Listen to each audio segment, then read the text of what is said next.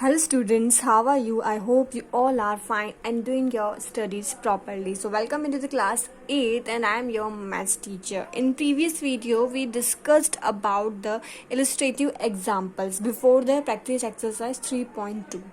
So today we will start from the practice exercise 3.2. ठीक है, which is related to the examples which have discussed in previous video. Okay, so let's start from the question number 1.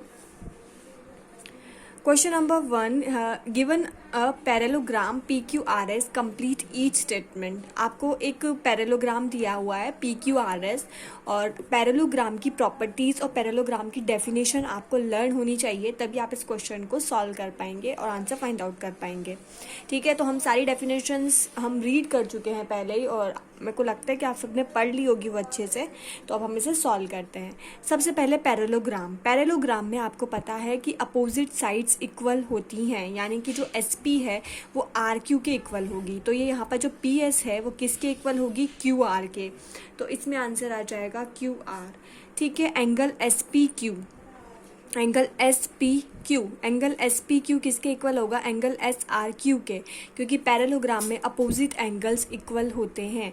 तो angle P जो है वो angle R के equal होगा, तो angle SPQ जो है वो एंगल SRQ के इक्वल होगा. ठीक है, तो यहाँ पर एंगल SRQ आ जाएगा. फिर आता है OS किसके इक्वल होगा? ये OS है तो OS OQ के इक्वल होगा, क्योंकि इसके डायगोनल्स जो होते हैं पैरेलोग्राम के वो मिड पॉइंट पर बाइसेक्ट करते हैं 90 डिग्री एंगल पर. तो इस वजह से ये दोनों आपस में इक्वल होंगे, तो OS जो है वो OQ के इक्वल होगा. उसके बाद angle SPQ plus angle PQR किसके इक्वल होगा? Angle SPQ. ठीक है, यानी कि ये वाला एंगल, और एंगल PQR यानी कि PQR ये वाला एंगल, यानी ये एंगल और ये एंगल किसके इक्वल होंगे? तो ये दोनों एंगल इक्वल होंगे 180 डिग्री के. कि क्यों होंगे? क्योंकि ये दोनों एक दूसरे के पास वाले एंगल हैं, और पास वाले एंगल्स को आप कौन सा एंगल बोलते हैं? सप्लीमेंट्री एंगल्स या एडजेसेंट एंगल्स. तो सप्लीमेंट्री एंगल्स का एडिशन जो होता है वो 180 डिग्री के इक्वल होता है. ठीक है, आगे बात समझ में.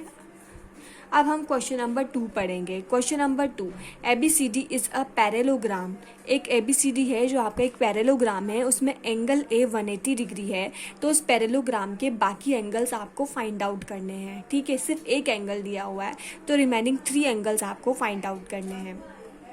तो चलो हम इस क्वेश्चन नंबर 2 को सॉल्व करते हैं. ये मैंने यहाँ पर सॉल्व किया हुआ है इस क्वेश्चन को, आप इसे बस ध्यान से देखो कि इसमें हमने किया क्या है. ये हमारा क्या है? पैरेलोग्राम ABCD, जिसमें एक एंगल आपको कितना दिया हुआ है? 80 डिग्री गिवन है. ठीक है, अब आपको पता है कि पैरेलोग्राम में क्या होता है? अपोजिट एंगल्स इक्वल होते हैं. तो एंगल A और एंगल C इक्वल होंगे, क्योंकि एंगल A 80 डिग्री है तो एंगल C भी 80 डिग्री होगा. क्यों? Because they are the opposite angles. Okay, so angle A और एंगल C इक्वल हो गए. उसके बाद आपको एक बात और पता होगी कि एंगल A और एंगल B क्या है? Supplementary angles. मैंने अभी इससे पहले वाले क्वेश्चन में भी बताया कि जो सप्लीमेंट्री एंगल्स हैं उनका एडिशन 180 डिग्री के इक्वल होता है. सप्लीमेंट्री एंगल्स जो एक दूसरे के नेबर में प्रेजेंट होते हैं, या जो एक दूसरे के एडजेसेंट होते हैं, पास जो होते हैं. तो एंगल A और एंगल B जो है आपके सप्लीमेंट्री एंगल हैं, तो एंगल A और एंगल B का एडिशन 180 डिग्री होगा. एंगल A 80 डिग्री है, एंगल B फाइंड आउट करना है, इज इक्वल्स टू 180 डिग्री. तो angle B is equals to 180 minus 80 degree means 100 degree. ठीक है, तो एंगल B 100 डिग्री हो जाएगा आपका. ठीक है, अब यहाँ पर 2 तरीके हैं एंगल D निकालने के. पहले तो एंगल B और एंगल D एक दूसरे के अपोजिट एंगल्स हैं. ठीक है, और अब इन पैरेलोग्राम अपोजिट एंगल्स इक्वल होते हैं, तो जब एंगल B 100 डिग्री है तो एंगल D भी क्या होगा? 100 डिग्री, क्योंकि ये अपोजिट एंगल्स हैं. इसके अलावा इसका एक वे और है. आपको एंगल C पता है 80 डिग्री है, अभी हमने निकाला था यहाँ पर. ठीक है, और जो आपके सप्लीमेंट्री एंगल्स होते हैं, यानी angle C plus angle D equals to 180 degree होंगे, क्योंकि सप्लीमेंट्री एंगल है. एंगल C 80 डिग्री है, एंगल D फाइंड करना है, तो वो 100 डिग्री आ जाएगा 180 में से 80 माइनस करने पे. तो ये इसका दूसरा वे है, आप किसी भी तरीके से इसे फाइंड कर सकते हैं. तो हमने इसके चारों एंगल निकाल लिए. B आपका कितना है? 100, C आपका 80 है और D भी आपका 100 है. ठीक है, आ गया ये वाला क्वेश्चन समझ में. अब हम नेक्स्ट क्वेश्चन करते हैं, जो कि हमारा question number 3. Two adjacent angles of the parallelogram have equal major. ठीक है, एक पैरेलोग्राम है, उसके जो एडजेसेंट एंगल्स हैं उनका मेजर सेम है। ठीक है, दिया हुआ है आपको। तो find the measure of each of the angles of the parallelogram, और आपको क्या करना है, सारे एंगल्स का मेजरमेंट यानी कि डिग्री फाइंड करनी है कि कौन सा एंगल कितने डिग्री का है। दिया हुआ एक पैरेलोग्राम है और ये भी गिवन है कि दो एडजेसेंट एंगल जो हैं वो एक दूसरे के इक्वल हैं। ठीक है, चलो अब मैंने कंसीडर किया एक parallelogram, let parallelogram A B C D. एक पैरेलोग्राम मैंने कंसीडर किया कि एक पैरेलोग्राम क्या है, A B C D. Question में दिया है कि एंगल ए और एंगल बी यानी कि दो एडजेसेंट एंगल्स जो हैं वो इक्वल हैं। तो ए और बी क्या हैं, एडजेसेंट एंगल्स हैं, एक दूसरे के पड़ोस में प्रेजेंट है, सप्लीमेंट्री एंगल है। और क्वेश्चन में दिया है कि वो एडजेसेंट एंगल इक्वल हैं। तो मैंने क्या कंसीडर कर लिया कि एंगल ए और एंगल बी क्या हैं, इक्वल हैं। ये मैंने कंसीडर कर लिया। ठीक है, अब दिया है कि अब अपने को पता है कि in parallelogram opposite angles are equal. अब पैरेलोग्राम में क्या होता है, अपोजिट एंगल्स इक्वल होते हैं, सबको पता है। तो ये एंगल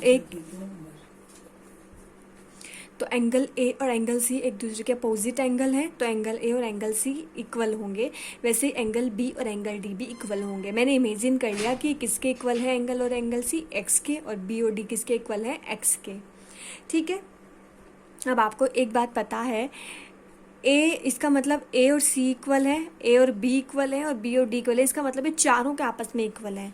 और आपको हमने पहले ही चैप्टर के स्टार्टिंग में पढ़ लिया था कि किसी भी क्वाड्रिलेटरल के चारों एंगल का सम किसके इक्वल होता है, 360 डिग्री के। तो sum of all angle of quadrilateral कितना होगा, 360। तो angle A plus angle B plus angle C plus angle D is equals to 360 degree. ठीक है, तो x is equals to 4x is equals to 360 degree. तो x is equals to 360/4 यानी कि 90 degree. तो ईच एंगल आपके 90 degree का होगा। तो angle A B C D आपके ईच एंगल 90 डिग्री का होगा इस क्वेश्चन में। तो हमारा क्वेश्चन तो कंप्लीट हुआ। समझ आ गया होगा आपको, नहीं आया तो रिपीट करके देखें video.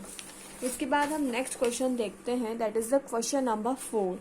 In question number 4, in parallelogram PQRS, angle P is equals to this and angle Q is equals to this, then the find out the value of the x।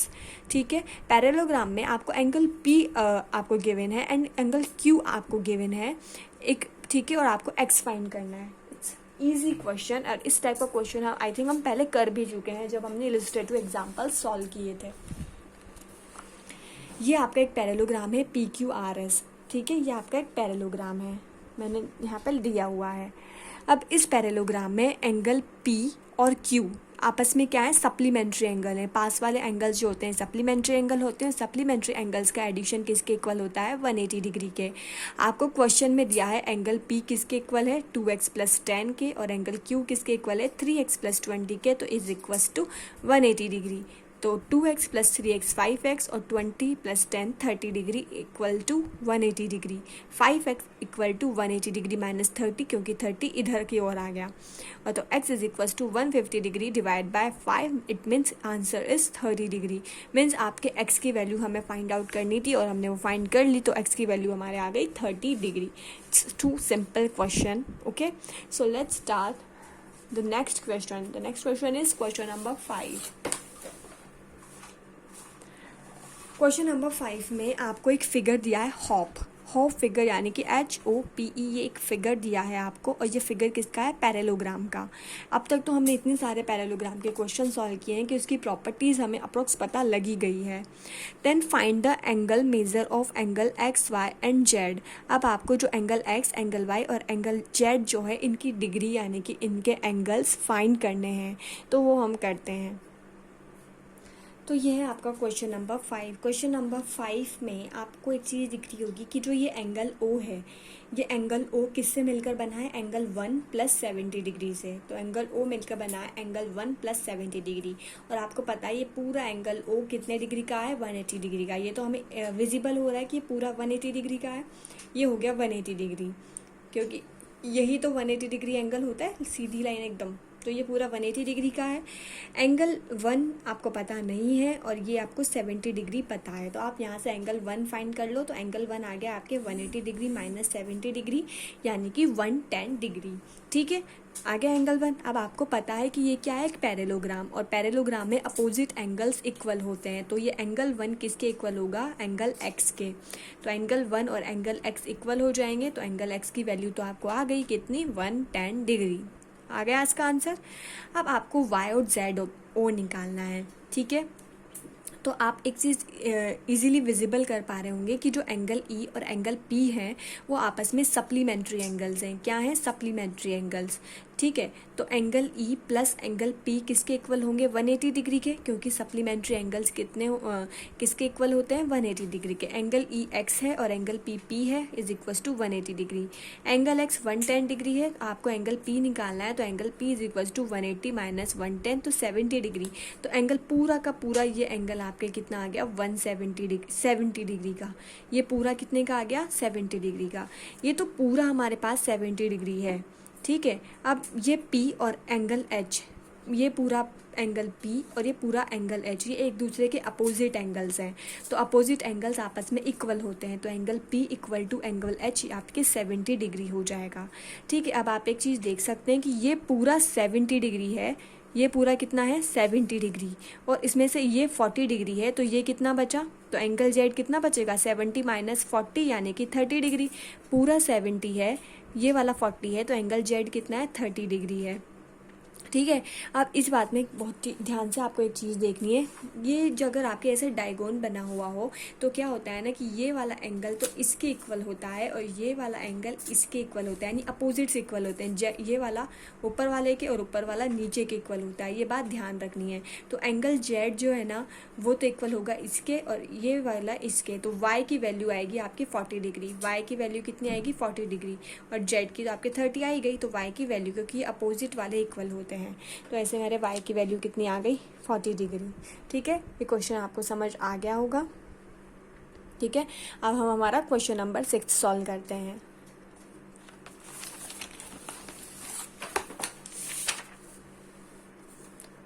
देखिए क्वेश्चन नंबर 6 में आपको एक figure दिया है, team और angle T और angle A। ऐसा question तो हम प्रीवियसली इलस्ट्रेटिव एग्जाम्पल में भी सॉल्व कर चुके हैं, लेकिन फिर भी हम इस क्वेश्चन को एक बार चेकआउट करते हैं। ठीक है, ये डायग्राम आपको क्वेश्चन में दिया हुआ है, ये वाला। ये डायग्राम इस डायग्राम की रिसेंबल है, क्योंकि ये एक आपका एक ऐसा ही तो है जिसमें ये TEAM, ये इसको ऐसे करके लिख दिया मैंने, ऐसे रोटेट करके लिख दिया, तो ये ऐसा हो गया। अब इसमें देखो ये TEAM, T और A आपस में अटैच है, तो ये T और A को मैंने आपस में अटैच कर दिया। M कितना है, 80 डिग्री, और आपका E कितना है, 72 डिग्री। अब आपको पता है पैरेलोग्राम में अपोजिट एंगल इक्वल होते हैं, तो एंगल T और एंगल A इक्वल होंगे, एंगल T और एंगल A इक्वल होंगे क्योंकि अपोजिट एंगल इक्वल होते हैं। अब आपको ये भी पता है कि पैरेलोग्राम के यानी या फिर किसी भी क्वाड्रिलेटरल के सभी एंगल्स का सम कितना होता है, 360 डिग्री। तो angle T plus angle E plus angle A plus angle M is equal to 360 degree. Angle T मैंने कंसीडर कर लिया x है, एंगल E अपने को क्वेश्चन में दिया है 72 डिग्री, एंगल A मैंने कंसीडर कर लिया x है, क्योंकि T और A इक्वल हैं तो दोनों को x ही कंसीडर करेंगे। एंगल M आपको क्वेश्चन में दिया है 80 डिग्री, और ये किसके इक्वल हो गए, 360 डिग्री के।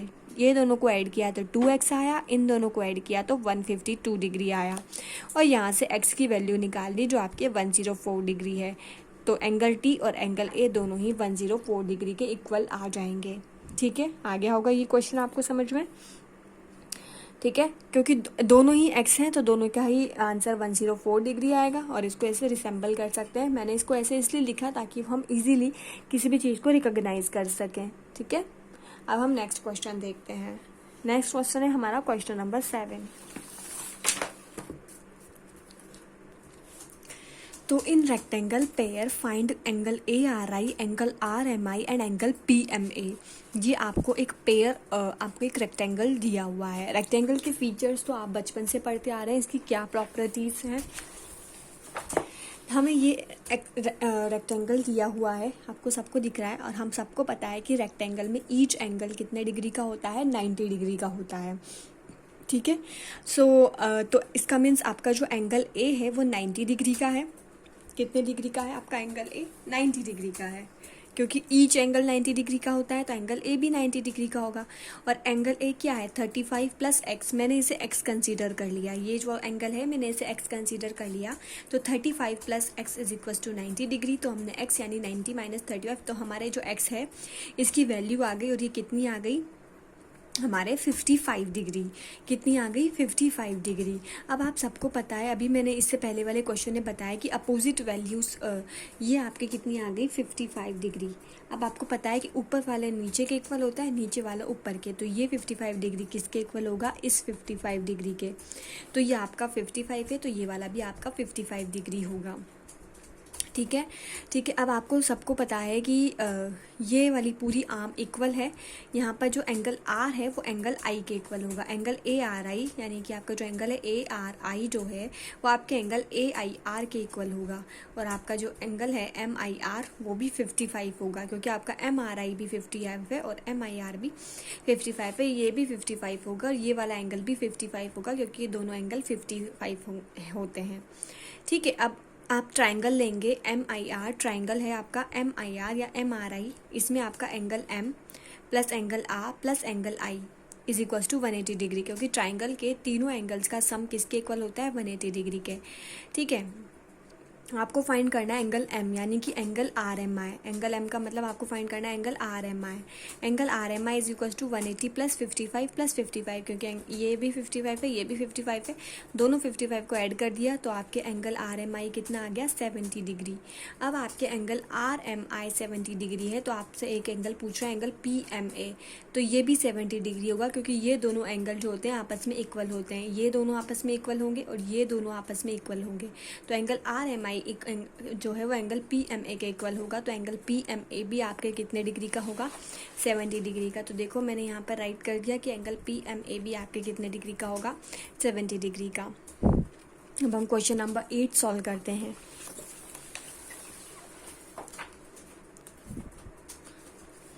One of the diagonals of a rhombus and its sides are equal. आपको दिया हुआ है कि एक रोम्बस है और उस रोम्बस के क्या होता है, सारी साइड्स वैसे भी इक्वल होती हैं और एक डायगोनल जो है इक्वल है। तो find the angle of the rhombus, तो आपको एंगल निकालने हैं रोम्बस के।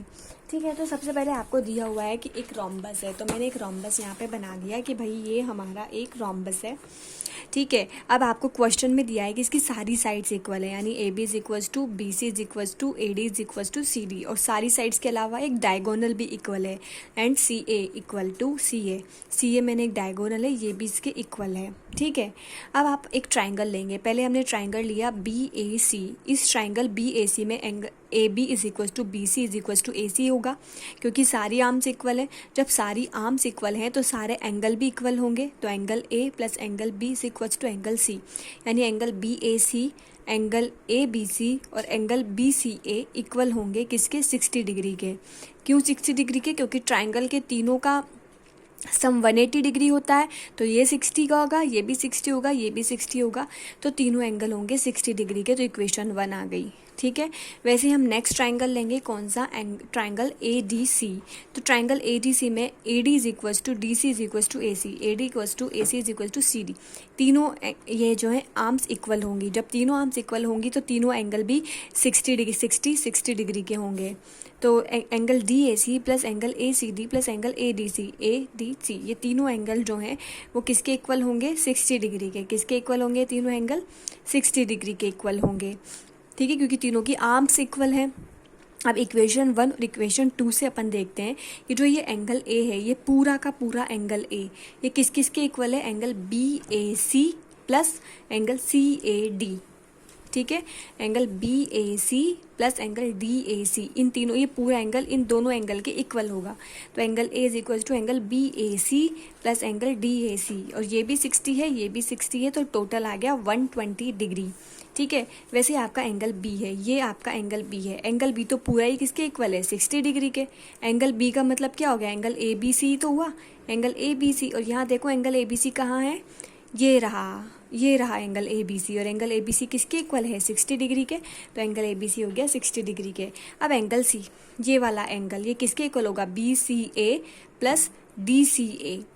ठीक है, ए सी बी भी लिख सकते हैं इसको, ए सी बी प्लस ACD, ये इन दोनों के इक्वल होगा। ये भी 60 का है, ये भी 60 का है, तो ये टोटल कितने डिग्री का हो गया? 120 डिग्री का। अब हम देखते हैं एंगल डी। एंगल डी ये रहा, ये हमारा एंगल डी है, एंगल ADC के पूरा का पूरा एंगल कितने डिग्री का है? 160 डिग्री का। तो ये पूरा एंगल आपके 160 डिग्री, सॉरी 60 डिग्री का है, क्योंकि ये वाला तो 2 से मिलकर बना है, ये वाला 2 से मिलकर बना, पर इस ट्राइंगल में ये पूरा एंगल किसका? अकेला है, ठीक है। तो ये अकेला ही 60 डिग्री का हो जाएगा। आपको मेरी बात समझ आ गई होगी। तो आज हम यहीं तक करते हैं, इसके बाद वाले क्वेश्चन हम नेक्स्ट क्लास में कंटिन्यू करेंगे। So thank you everyone, stay home, stay safe and bye bye.